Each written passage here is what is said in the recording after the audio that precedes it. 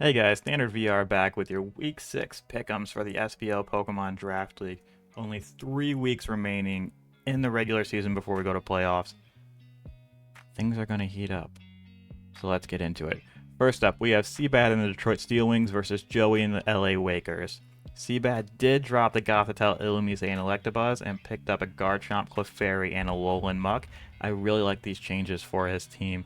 The Clefairy adds a very strong defensive redirection option that works really well into the Wakers with all of the single target damage that they have. This could be a week that we see maybe like a Surf Manaphy. I think a Defiant Annihilate would be nice with that Gyarados on the other side. I think Mudsdale could be good to check that Alolan Muck, but let's speak on that Alolan Muck. I think it can just kind of wall a lot of what the Wakers want to bring. I think if the Steel Wings can lean into that Flutter Mane and Alolan Muck and really pivot around properly and deny the Wakers what they want to do, like with screens and stuff, the Steel Wings have a shot. That being said, I am going to give this week to the Wakers because that Annihilate is an absolute menace that the Oxys can set up screens and just kind of let that Annihilate sit there, bulk up, get those, Defiant procs, get those Rage Fist stacks, or even just a beat up from the Sneasel. That Mudsdale could also be a severe problem for the team if it gets set up with those defense boosts. So that's why I'm going to give this one to the Wakers. Next up, we have the Harbor Glaze Lilligants versus the New York Yveltal. Both these teams had some changes. Olivia dropped Garchomp, Conkeldurr, Tinkleton, and Stantler for Crocodile, Metagross, and Vivillon. Joe, on the other hand, dropped that Galar Moltres, the Raikou, the Yanma, and picked up Snorlax, Electabuzz, Misdreavus, and Gothita. Some super interesting picks from these guys. I really like this Crocodile pickup, especially into the Yveltal's team.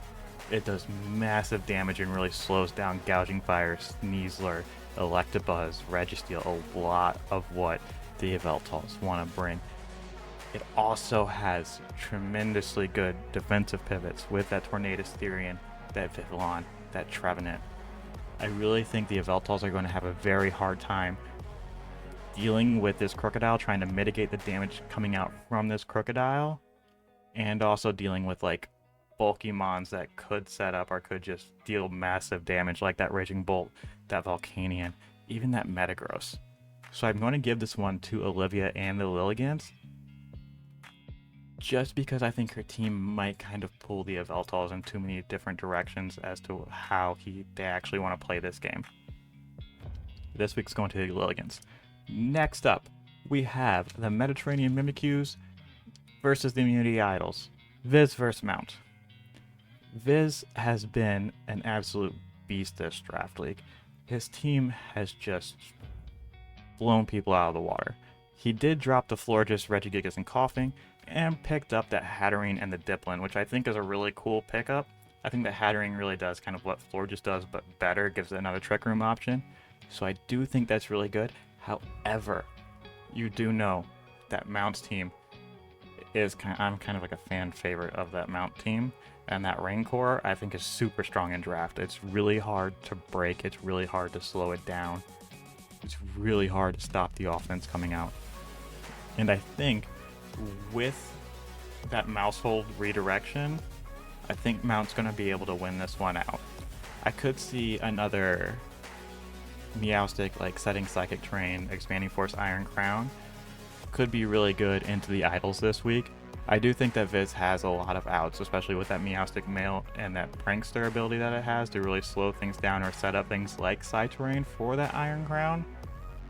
But I do think that Mount is going to be able to overwhelm Viz in this matchup. Next up, we have the Shoutcasting Sylveons versus the Jubilife Piplups. Necra versus James Beck. Both these players did do some changes. Necra dropped the Klefki and the Zarude for a Sableye and Heatran. James also, he dropped the Enamoras, the Tauros Blaze, and the Meowscarada, and picked up a Galar, Zapdos, Screamtail, and Shaman. Some super interesting picks here. I really do think that Ting Lu and Dozo is going to be able to just kind of sit and wall a lot of what the Sylveons want to bring to the table. That setup Volcarona doesn't really work. That setup Suicune doesn't really work. So like Necro will really be relying on Ogerpon, Cornerstone, and Slitherwing to try and overwhelm these defensive powerhouses. And I don't think that James will really let Necra capitalize on that. So I am going to give this to James Beck because I think the defensive tools and the defensive core of Ting Lu Dondozo will give the Sylveons too much trouble this week. Next up, we have the Baton Rouge Butterfreeze versus the Toronto Maple Muse. The Butterfreeze did have some changes. We dropped Electivire, Chandelure, Gliscor, Wartortle for Magmortar, Gastrodon, Spiritomb, and Bastiodon. I don't think these changes affect this matchup too much. That being said, I do think this is a very bad matchup for the Butterfreeze. The Muse just have a very fast, very aggressive team. These teams are kind of built very similarly and just trying to overwhelm the opponent from the get-go. And I think the Muse just have a little bit more speed on the Butterfreeze here. Like with like a booster speed Roaring Moon and an Alecki, really just kind of guarantees Tailwind plus like Electro Webs, or even if Sierra wanted to go with Tailwind Corviknight and Electro Webs, it's very hard for the Butterfreeze to break. I think, objectively speaking, the Muse can win this. That being said, I have faith, and I cannot, in good conscience, vote against basically my home team of the Butterfreeze. So, I'm going to give it to the Butterfreeze, but it's going to be hard. That's a +1 has his work cut out for him this week. Let's see if he can pull it out. Next up, we have the Philadelphia Stunkies versus the Toronto Tyrants. Now, Shuckle and the Stunkies did drop their Zapdos and Colossal and picked up Latias and Iron Thorns, which I think is super cool changes. I think this Iron Thorns might just be a thorn in Nexus' side.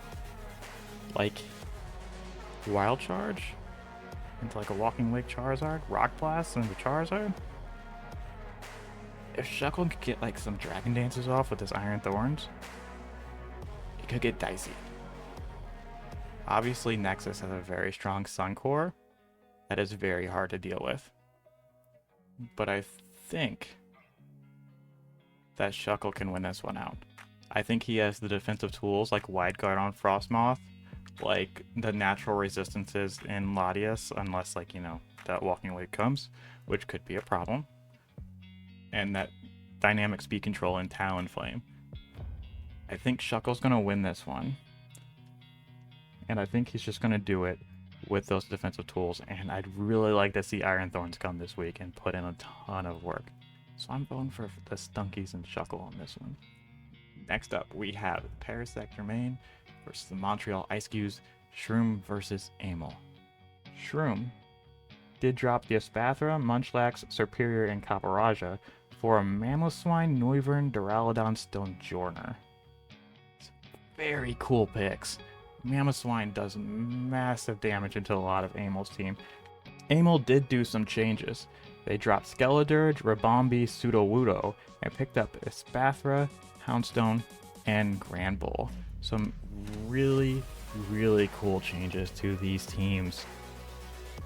Amel has a lot of offense coming out. Again, that Indeedee Hoopa, we talk about it every week. The coverage that Hoopa has with the Dark Fighting Psychic, it's just almost too good to deal with in draft. I don't know how Shroom is going to win this one out. I think it's going to be very hard. I think that Primarina could be the key. Even Mamoswine just to kind of overwhelm things. But I really think that Amel's team just goes a little too hard, a little too fast. And especially with picking up that Granbull with Intimidate, I think is really good into Mamoswine. Obviously, they're not running Oblivious. That Incineroar doesn't do a whole lot into Amel's team. That Amoonguss, you got the redirection from Indeedee if like it's like a safety goggles Indeedee that Amoonguss isn't putting anything to sleep. Shroom's gonna have to come out swinging, and I think that Amel is just gonna overwhelm. That's why I'm voting Amo this week. Because again, I think that Hoopa is just too strong. Next up, we have the Oklahoma City Thunderbolts and the Melbourne Rotoms. Cloverbells versus Cybertron. This is a very cool matchup. Two very strong VGC players. Now, they did do some changes. Clover dropped Smeargle and Toxapex and picked up Rotom Wash, Frostlass, and Scraggy. Cybertron, however, dropped Vivillon, Torracat, Wochien, and Tauros Aqua for Meowscarada, Staraptor, Cryogonal, and Keldeo. These are some very interesting changes. That Keldeo could get real dicey for Cloverbell's team. Like a Specs Keldeo behind screens, it's going to be a problem. A Scarf Keldeo could be a problem. However, I am going to give this week to Cloverbells because I think he has the defensive tools. That nice Fire, Water, Grass Core in the Brute Bonnet, Rotom, and Hisui Typhlosion. I think he will be able to overwhelm a lot of what the Rotoms want to bring. I do tend to lean towards more aggressive play, so maybe that's why I really like the Murkrow, Hisui, and Typhlosion. But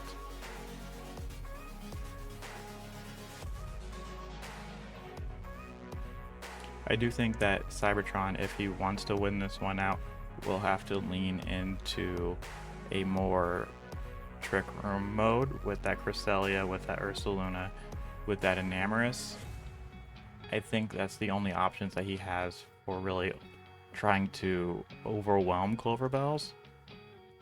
But that being said, Cloverbells also has really good answers in that Farigiraf, Ursaluna, and Glastrier if he wants to go Trick Room. That's why this week I am giving it to Cloverbells, because I think he has a little bit too much offensive pressure no matter which way Cybertron wants to play this.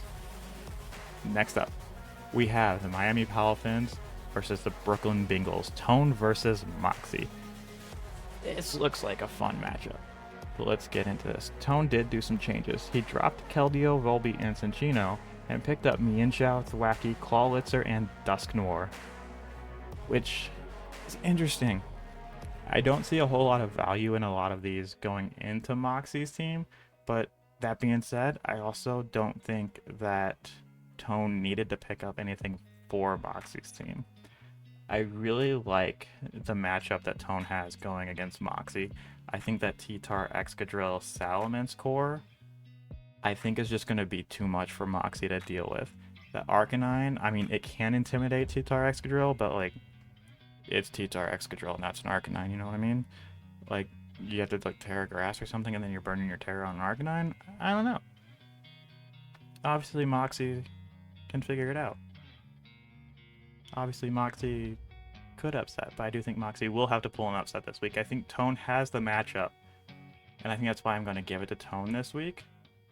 So next up, we have the Golden State Gallades versus the Vancouver Vaporeons.